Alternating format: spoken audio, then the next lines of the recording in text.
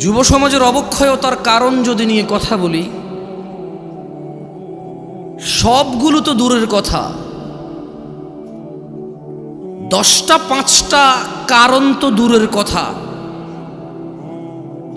যদি খালি যুবকের নেশার বিষয়ে কথা বলি, তা কতক্ষণ বলা সম্ভব? কতক্ষণ বললে নেশার বিষয় বলে শেষ করা সম্ভব? আর আমি বা কতটুকু জানি কতটুকু অধঃপতন হয়েছে। যুবতীর বেপরদা, পর্দাহীনতা,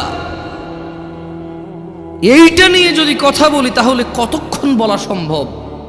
কতটুকুই বা বলার জ্ঞান রাখি?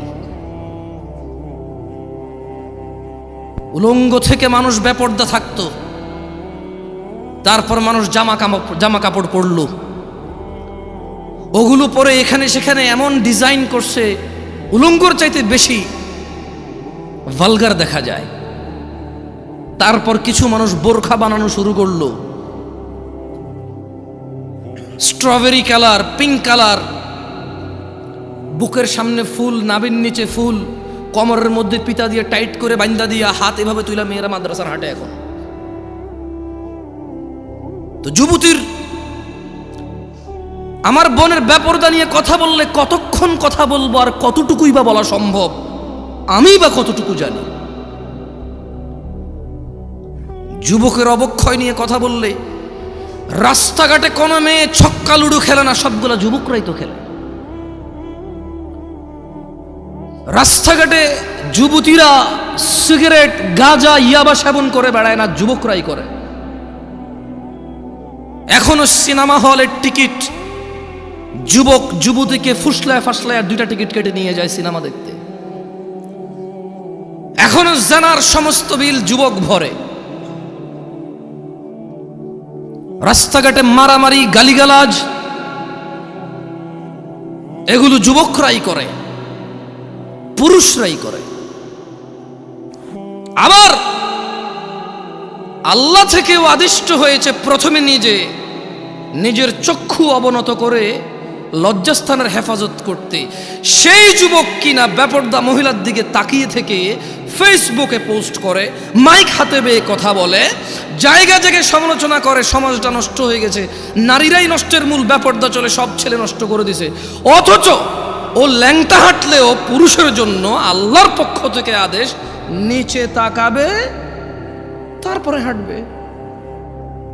ও নিচে তাকাবে না, নিজেরটা মানবে না, আরেকজন মানে নাই, সেটার সমালোচনা করে বেড়ায় যুবক। এখানকার যুবকের ধারণা পর্দা মানে হচ্ছে মহিলা, পর্দা মানে মা, বোন, স্ত্রী, কন্যা, দাদি, নানি, ফুফি, খালা। পর্দা মানে মহিলা। যখন তারা পর্দাকে এভাবে খ্রিস্টানদের মতো, ইহুদি নাসারাদের মতো যখন পরিবর্তন করতে শুরু করলো পর্দার মিনিং, তখন আল্লাহর আযাব এদের উপরে চলে আসছে। এদের মহিলারা বলতেছে যে আরে পর্দা কি পোশাকে আছে নাকি, মনে হলো পর্দা। কারণ এরা পর্দার অপব্যাখ্যা করেছে, এরা পর্দার মানে সমস্ত মহিলার বদনাম করেছে।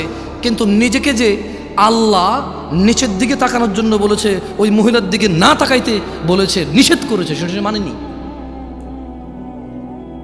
ঘরে সিলিন্ডার গ্যাস ব্লাস্ট হলে নতুন বউ মারা গেছে, পুকুরে পড়ে মারা গেলে নতুন বউ মারা গেছে, যে বউটা যৌতুক দেওয়ার কথা ছিল যৌতুক দিতে পারে নাই, মোহর দিয়ে বিয়ে করার কথা ছিল, পুরুষ যৌতুক নিচ্ছে। এরপরে বলতেছে সমাজে পুরুষ নির্যাতন হয়, আপনারা জানেন না। তো তুই কি পুরুষ রে বেটা? পুরুষ তো মহিলাকে টাকা দিয়ে বিয়ে করে, তুই তো টাকা নিচ্ছিস। পুরুষ তো মহিলাকে টাকা দিয়ে বিয়ে করে, পুরুষ উপার্জনের জিম্মেদার নিজেকে মনে করে। মা বোনকে কাজে লাগাই দেয় না, মেয়েকে কাজে লাগাই দেয় না। পুরুষ মর্যাদা সম্পন্ন হয়, বলবে 3 বেলা খাবো, না পারলে 2, না পারলে 1। কিন্তু জিম্মেদারি উপার্জনের আমার বোনের না, আমার মায়ের না। যদি করে মুসলমান মুসলমান, মেয়ে মেয়ে, কোনো হারাম কিছু নাই, মহিলা মহিলা কাজ হতে পারে। আল্লাহ আমাদেরকে বোঝার তৌফিক দান করুন। কি এখনো কি হাসি পাচ্ছে? নাম হচ্ছে সালাফি কনফারেন্স। বসে আছে যারা নিজেদেরকে দাবি করে মানহাজুস সালাফের মধ্যে যারা আছি আমরা। মানহুমুস সালাফ, সালাফকে আসহাবান নবী সাল্লাল্লাহু আলাইহি ওয়াসাল্লাম, নবী সাল্লাল্লাহু আলাইহি ওয়াসাল্লামের সাহাবারা হচ্ছে সালাফ। আমরা বলছি আমরা ওদের অনুসরণকারী, আর বসে বসে কমেডি করি এখানে এসে। আল্লাহ আমাদেরকে বোঝার তৌফিক দান করুন। সরি, আপনারা মনে কষ্ট নিয়েছেন আমার কথায়? দুঃখজনক। এই শীতের মধ্যে এত কষ্ট করে বসে আছেন হাসি তামাশা করার জন্য, মোবাইলে কমেডি দেখেন, এখানে বসে আছেন কেন? মনে রাখতে হবে যুবক ভাই আমার, বর্তমানে আমাদের যুব সমাজের অসংখ্য সংকট, অসংখ্য সমস্যায় জর্জরিত আমাদের সমাজ। এর মধ্যে নাম্বার 1 আর নাম্বার 2, কোনটা 1 নাম্বার কোনটা 2 নাম্বার এটা বলা কঠিন হয়ে যাবে। নেশা আর জেনা, জেনা 1 নাম্বার নাকি নেশা 1 নাম্বার এটা বলা কঠিন হয়ে যাবে, এমন ব্যাপক হারে হয়েছে। ছেলে জেনার সম্পর্ককে প্রেম বলে, ভালোবাসা বলে। ছেলে জেনার সম্পর্ক কন্টিনিউ করে কেন? বিয়ে করবে আশ্বস্ত হয়ে। সে জেনাকে হালাল মনে করে নিয়েছে, কারণ সে মনে করে ওই মেয়েকে সে বিয়ে করবে, এই জন্য তার জন্য এটা হালাল মনে করে সে। অথচ সে ভুলে যায় সে মারা যেতে পারে। সে ভুলে যায় ওই একই মেয়েকে বিয়ে করলো, বিয়ের আগের সম্পর্ক হারাম হারাম বলেই থাকবে লিপিবদ্ধ।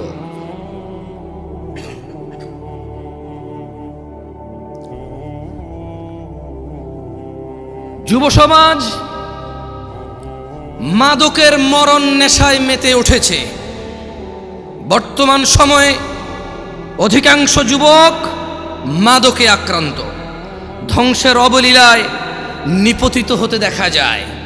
বিভিন্ন ধরনের মাদকের সয়লাভ যুবকদের মধ্যে ছড়িয়ে পড়াতে তারা কোনো না কোনো উপায়ে নেশাগ্রস্ত হয়ে পড়েছে। যারা নেশা করে তারা অধিকাংশই জানে নেশা কোনো রকম উপকারী বা ভালো কাজ নয়, এবং তা মানুষের জীবনাশক্তি বিনষ্টকারী। এইসব জেনে শুনেও যুবক মাদকাসক্ত নেশার অন্ধকার জগতের মধ্যে থাকতে চায়। ও থাকতে চায় নেশায় বিভোর হয়ে, উদাসীনতায় মেতে থাকতে চায়, এটা জেনেও যে নেশা ওকে ধ্বংসের সর্ব উচ্চ পর্যায়ে নিয়ে যাবে, ধ্বংসের সর্বশেষ পর্যায়ে নিয়ে যাবে, এটা ও জানে, তারপরও সে মেতে থাকতে চায় নেশায়। মাদকাসক্ত তরুণ প্রজন্ম ধর্ম কর্ম সব কিছু বিসর্জন দিয়ে হতাশাকে, স্যাডনেসকে, সরৌনেসকে আপন করে নিতে চায়, সঙ্গী করে নিতে চায়। জীবনের চলার পথ থেকে বিভ্রান্ত হয়ে পড়েছে এবং বিবেক বুদ্ধি হারিয়ে সামাজিকতা থেকে দূরে সরে যেতে চায় যুবক, নেশায় আসক্ত হয়ে, নেশাকে আপন করে নিয়ে। অথচ মুসলমানের সন্তান জুমআ পড়ে, খুতবা শোনে, ওয়াজে আসে, মক্তবে পড়েছে, মাদ্রাসায় পড়েছে, ওর পরিবারের কেউ না কেউ মাদ্রাসায় পড়েছে, ও ওয়াজ শুনে ইউটিউবে, তারপরেও সে ইসলামের বিধিবিধান সম্পর্কে গাফেল ও বেপরোয়া। অথচ ইসলাম মানুষকে নেশা গ্রহণ, মাদক সেবন হতে সম্পূর্ণ নিষেধ করে। মানুষকে ধ্বংস ও করুণ পরিণতি হতে রক্ষা করার জন্য ইসলামী অনুশাসন মেনে চলার কোনো বিকল্প নেই যুবক ভাইয়েরা। তাই আমাদের জানতে হবে ইসলাম মাদক সম্পর্কে কি কি দিক নির্দেশনা দিয়েছে। কি ঠিক কিনা বলতেছেন না যে কি খারাপ লাগতেছে? তা 2-3 বার জিজ্ঞেস করে নি, বলেন, তাহলে ঠান্ডা হয়ে যাবেন। বলবেন যে এত কষ্ট করে ওনার লাগে বসে আছি, উনি একটা বারও ঠিক কিনা গুলো না ঠিক বলতে পারলাম না। আজকে তো ওয়াজে যে ঠিক হয়েছে স্বীকৃতি দিতে পারলাম না, সার্টিফিকেট দিতে পারলাম না, ঠিক কিনা? ভালো হয়েছে? ঠিক আছে, আর ভালো লাগবে না।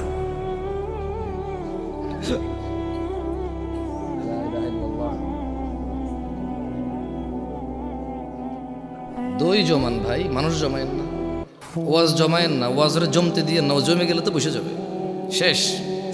আমি চাই ওয়াজ না জমুক, ওয়াল্লাহ আমি চাই শ্রোতা না জমুক, ওয়াজ না জমুক।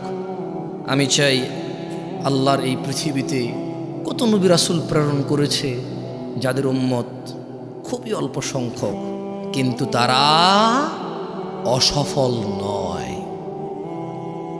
অ্যাজ এ নবী এবং অ্যাজ এ রাসূল আলাইহিমুসসালাম আজমাইন তারা অসফল নয়। আমি জামশেদ মজুমদার কখন এটা বিশ্বাস করি না এত বড় প্যান্ডেলে এত মানুষ থাকলেই কল্যাণ।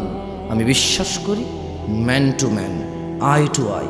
একজনের সামনে বসে আছি, কথা বলতেছি, ও কানেক্ট হয়েছে, ও বুঝতেছে আমি কি বলছি, ও মেনে নেওয়ার পক্ষে উদ্বুদ্ধ হয়েছে এবং চেষ্টা করতেছে মেনে নেওয়ার জন্য।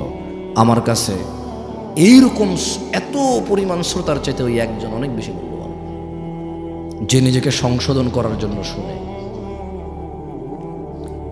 যে সংস্কৃতি মাহফিল একটা বাৎসরিক সংস্কৃতি আদায় করতে আসে না, যেদিন শিখতে আসে সে আমার কাছে বেশি মূল্যবান। যাই হোক, ইসলাম মাদক সম্পর্কে আমাদের যে দিক নির্দেশনা দেয় তা সম্পর্কে জানা অত্যন্ত জরুরি। আপনার কি মাইকটা কি আবার চেঞ্জ করছেন সাউন্ড?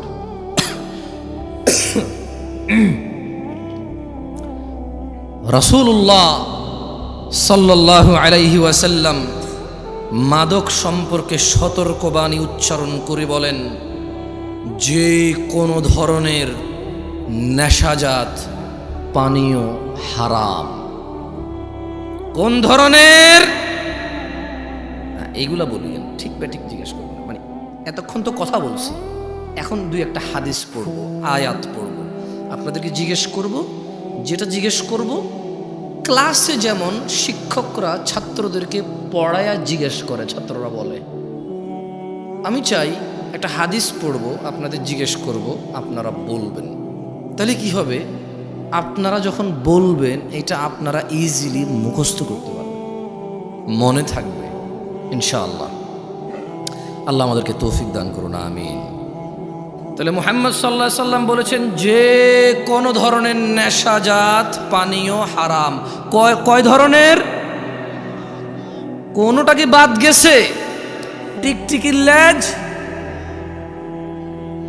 ইয়াবা, গাঁজা, এগুলো তো হাদিসের নাম নিয়ে নাই, এগুলো হাদিসে নাম নিয়ে নাই। কিন্তু যেই জিনিসের নেশা হয় সেটা হারাম কে বলেছে? মুস্তাফা আলাইহিস সালাম। তিনি আরো বলেন, কুল্লু মুস্কিরিন খামর, নেশাজাত যে কোনো দ্রব্যই মাদক। ও কুল্লু মুস্কিরিন হারাম, আর যাবতীয় মাদকই হচ্ছে হারাম। ওয়ামান শারিবাল খামরা ফিদ দুনিয়া ফামাতা ওয়া হুয়া ইউদমিনুহা লাম ইয়াতুব, আর যেই ব্যক্তি দুনিয়াতে মাদক সেবন করে অতঃপর নেশাগ্রস্ত অবস্থায় মৃত্যুবরণ করে তওবা না করে, লাম ইয়াশরাবহা ফিল আখিরা, আল্লাহ সুবহানাহু ওয়া তাআলা আখিরাতে তাকে মদ পান করা থেকে বঞ্চিত করবে। তাহলে আমরা বুঝলাম আনার জান্নাতি ফল, আঙ্গুর জান্নাতি ফল, মদও জান্নাতি পানীয়। মদ কি? মদ কি? জান্নাতি পানীয়। তবে জান্নাতি পানীয় যে মদ, ওখানে নেশা নাই। বিশ্বে আমরা মানুষরা যে মদ তৈরি করি সেই মদের নেশা আছে, আর যদি নেশা না হয় এটাকে মদই বলা হয় না। বুঝে আসছে না? আসে নাই? ওটাকে শরবত বলে। কি বলে? যেটা খেলে নেশা হয় না ওটাকে কি বলে? আর যেটাই খেলে নেশা হয় সেটাকে কি বলে? মদ। আখিরাতের মধ্যে নেশা হবে না, কিন্তু ওটার নাম মদ। কেমন? আল্লাহ আমাদেরকে বুঝার তৌফিক দান করুন, আমিন। মানব সভ্যতার প্রতি মারাত্মক হুমকি সৃষ্টিকারী দেশের অন্যতম অভিশাপ মাদকাসক্তি। মাদক দ্রব্যের নেশার ছোবল এমনই ভয়ানক যে তা ব্যক্তি, পরিবার, সমাজ দেশ থেকেই বিচ্ছিন্ন করে না খালি, বরং তার সমগ্র জীবন ধ্বংস করে দেয়।